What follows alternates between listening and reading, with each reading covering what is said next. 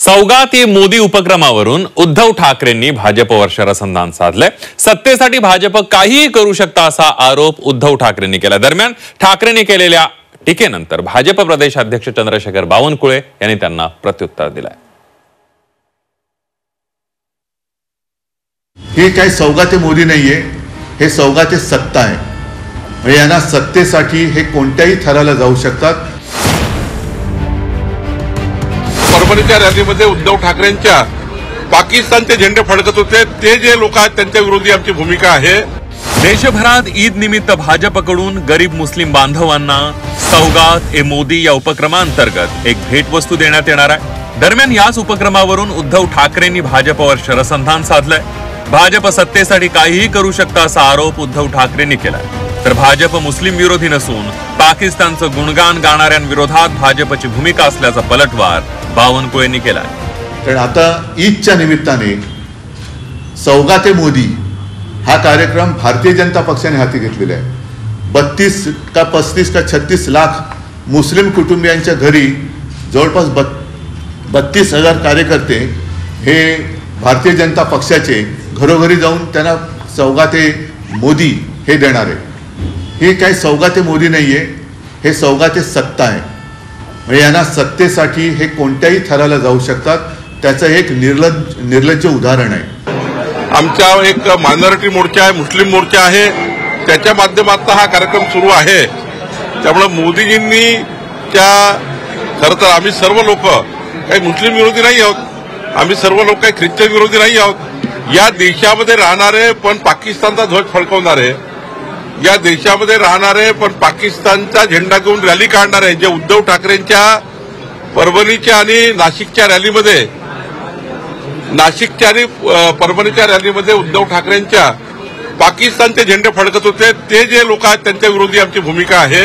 एवढंच नव्हे, यावेळेला उद्धव ठाकरेंनी विधानसभेत भाजपनं दिलेल्या नाऱ्याची देखील आठवण करून दिली। निवडणुकीत बटेंगे तो कटेंगेचा नारा देणारा भाजप आता सौगात द्यायला निघाला असं टीकास्त्र उद्धव ठाकरेंनी डागलं। दरम्यान त्यांच्या या टीकेला भाजप प्रदेशाध्यक्ष चंद्रशेखर बावनकुळेंनी देखील प्रत्युत्तर दिलंय। बटेंगे तो कटेंगे हा नारा देणारे आता सौगात म्हणजे भेट द्यायला चाललेले आहेत। वर्षभर किंवा आयुष्यभर होळीच्या निमित्ताने मुस्लिम समाजाच्या नावाने शिमगा करायचा आणि निवडणूक आल्यानंतर त्यांना पुरणपोळी द्यायची, असा हा प्रकार आहे। पण याच्यात एक गोष्ट चांगली आहे की आमच्याकडचे जे काय उडाण टप्पू आहेत, ज्याचा उल्लेख अनिल परब यांनी आपल्या विधान परिषदच्या भाषणामध्ये केला आहे, ते सुद्धा आता टोपी घालून कशी ती सौगात घेऊन जात आहेत हे मला बघायचंय। आमचा लोकसभेला पराभव झाला, आम्ही जनतेमध्ये गेलो आणि बहुमत मिळालं। उद्धव ठाकरेंनी आता या 14ला काय झालं, 19ला काय झालं, मोदीजी काय करतायत, आम्ही काय करतो, यापेक्षा त्यांनी त्यांच्या पार्टी वाढवण्याकरता काम केलं पाहिजे। त्यांचा पक्ष रोज तुटतो आहे, कोकणातनं माणसं जातात आहे, उद्धवजीला सोडून काल नाशिकमधनं गेले, मुंबईतनं गेले, नागपुरातनं गेले। उद्धव ठाकरेजी त्यांच्या राहिलेल्या कार्यकर्त्याला सांभाळण्याकरता काही वेळ दिला तर काही पार्टी तरी त्यांची वाचेल, नाहीतर पार्टी रोज त्या ठिकाणी फुटताय। देशभरातील जवळपास 32 लाख मुस्लिम कुटुंबांना भाजपच्या अल्पसंख्याक मोर्चाच्या वतीनं सौगात ए मोदी या किट्स वाटण्यात येणार आहे। सौगात ए मोदी हा उपक्रम भाजपच्या अल्पसंख्याक मोर्चाच्या वतीनं राबवण्यात येतोय।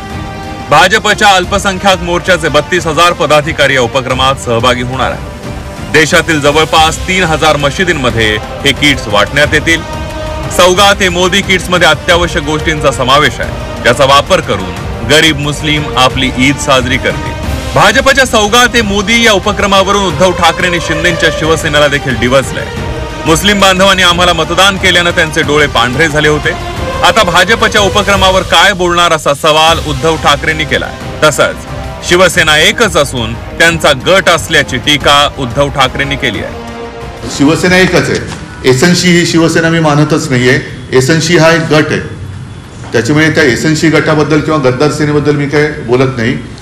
शिवसेनेला जेव्हा मुस्लिम समाजाने मोठ्या प्रमाणावर मतदान केलं आणि मुस्लिम समाज हा शिवसेनेवरती विश्वास ठेवून आमच्यासोबत आल्यानंतर यांचे डोळे पांढरे झाले होते। आता हे ठरवणार का आमचा पक्ष आहे का गट आहे, हे थोडी ठरवणार आहेत, हे सुप्रीम कोर्ट ठरवत आहे।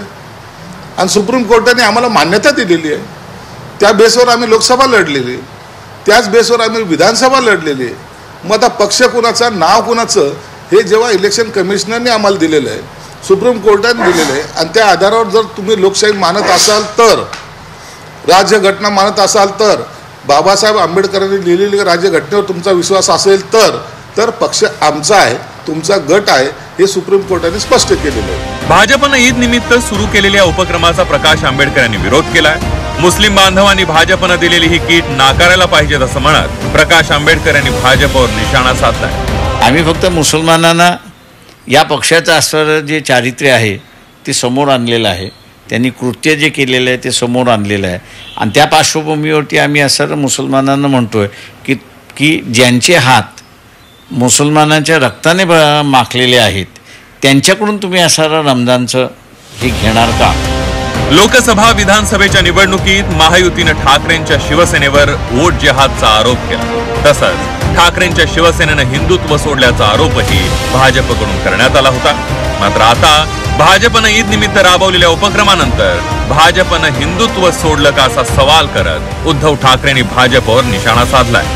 ब्युरो रिपोर्ट, झी 24 तास, मुंबई.